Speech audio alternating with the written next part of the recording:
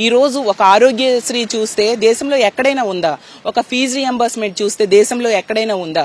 అలాగే తీసుకుంటే ఇందిరమ్మ ఇల్లు తీసుకొచ్చారు, 0 పావలా వడ్డీ రుణాలు తీసుకొచ్చారు, 108, 104 లాంటివి తీసుకొచ్చారు. ఇలాంటివన్నీ తీసుకురావడమే కాకుండా విశాఖపట్నం తీసుకుంటే గ్రేటర్ విశాఖపట్నంగా చేసిందే వైఎస్ఆర్ గారు. ఎందుకంటే గ్రేటర్ హైదరాబాద్ లాగా ఈ ప్రాంతం అభివృద్ధి చెందాలి అని చెప్పి విశాఖపట్నం సమగ్ర అభివృద్ధి కోసం గ్రేటర్ విశాఖపట్నంగా వైఎస్ఆర్ గారు ఆ రోజుల్లో చేయడం జరిగింది. విశాఖపట్నానికి విమ్స్ తీసుకొచ్చారు, అలాగే ఎల్వి ప్రసాద్ ఐ హాస్పిటల్ తీసుకొచ్చారు. విశాఖపట్నం అభివృద్ధి కోసం ఎంతగానో కృషి చేసిన వ్యక్తి. అందుకు గుర్తుగా వైఎస్ఆర్ గారు చనిపోయాక 2009లో వైఎస్ఆర్ గారు చనిపోయాక ఆ తర్వాత ఈ క్రికెట్ స్టేడియానికి వైఎస్ఆర్ గారి పేరు పెట్టడం జరిగింది. ప్రజలందరూ కూడా వైఎస్ఆర్ అంటే ఒక బ్రాండ్ గా ఫీల్ అవుతూ ఉంటారు. అలాంటి బ్రాండ్ ని తొలగించాలని వీళ్ళు ప్రయత్నించడం ఎంతవరకు సమంజసం?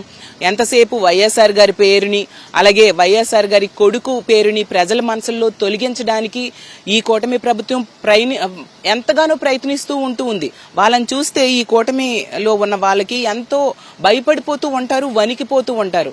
వీళ్ళు వాళ్ళకంటే ఎక్కువ అభివృద్ధి సంక్షేమాన్ని చేయాలి తప్ప ఇలాంటి దుర్మార్గకరమైన పనులు చేయడం ఎంతవరకు సమంజసం?